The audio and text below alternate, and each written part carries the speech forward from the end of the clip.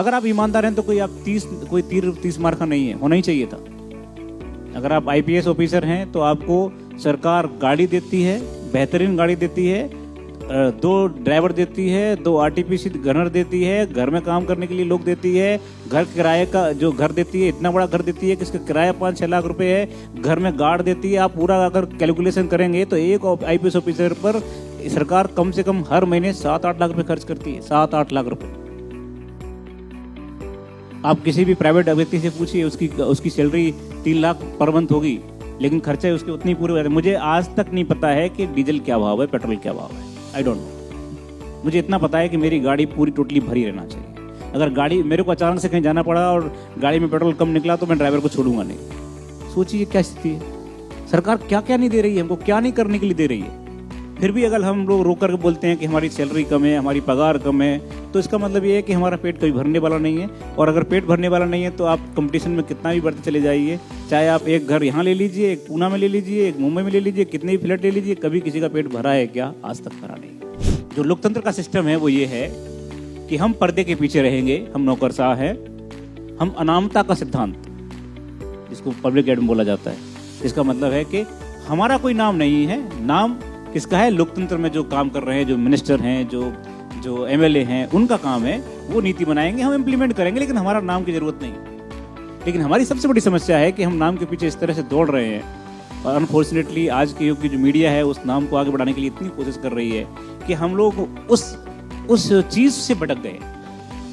और इसीलिए मुझे लगता है कि आप लोगों के सामने ये बात रखना बहुत जरूरी है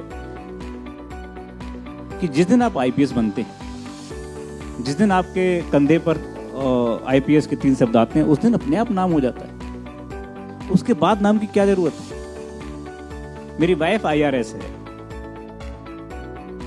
उसने 15 साल पहले बोलता किया कि मैं सोना नहीं पहनूंगी जिंदगी में, सोने की जरूरत नहीं। मैंने कहा क्यों?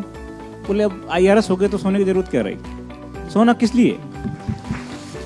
हम विशिष्ट बनने के लिए, दिखाने के लिए करते हैं ना, मेरी पहचान बनाने के लिए। पहचान बन गई ना, पहचान बनने के बाद भी हम पहचान के पीछे भागेंगे तो कब तक भागते रहेंगे?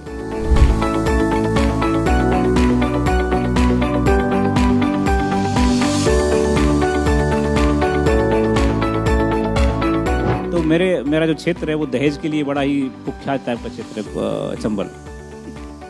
तो मेरे घर वाले बोल रहे थे कि कुछ तो मिलेगा ना, कुछ तो मिलेगा दहेज में।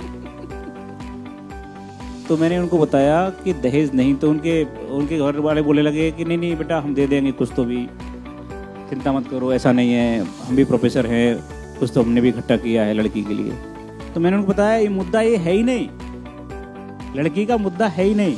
लड़की के लिए आप देंगे क्यों मुद्दा है? क्योंकि इस लड़की के एवज में अगर आपसे मैं कुछ लूंगा तो इस लड़की का अपमान है, इसके सम्मान का अपमान है। मेरी माँ बोलती है मुझे कि तुम बेवकूफ हो, आईपीएस होकर भी घर नहीं बना पा रहे बड़ा वाला। हमारे बगल का थानेदार ने इतना बड़ा कोठी बनवा लिया। तो हमारा सिस्टम बेसिकली इस तरह का है। अब उस सिस्टम से लड़ने के लिए जब हम बाहर निकलते हैं तो उसमें पुलिस वाले भी ऐसे हैं जिनके पास सत्ता है, जिनके पास में ताकत है। और इस देश का और संसार का, तुलसीदास ने बोला है कि भय बिन होए न प्रीति, बिना डर के कोई प्रीति नहीं होती, कोई प्रेम नहीं होता। तो उसमें कुछ परसेंटेज लोग हैं जिसको हम बोल सकते हैं 4%, मैक्सिमम 5%, जो बेईमान हैं, जिनका कोई दूसरा विकल्प नहीं है। उन लोगों ने हमको बर्बाद कर दिया है, पुलिस का नाम खराब कर दिया है। 11 साल पहले जब मैंने पुलिस ज्वाइन की थी तो मेरे खानदान में कोई पुलिस में नहीं था, तब मैं भी ऐसा ही सोचता था कि पुलिस हरामखोर है।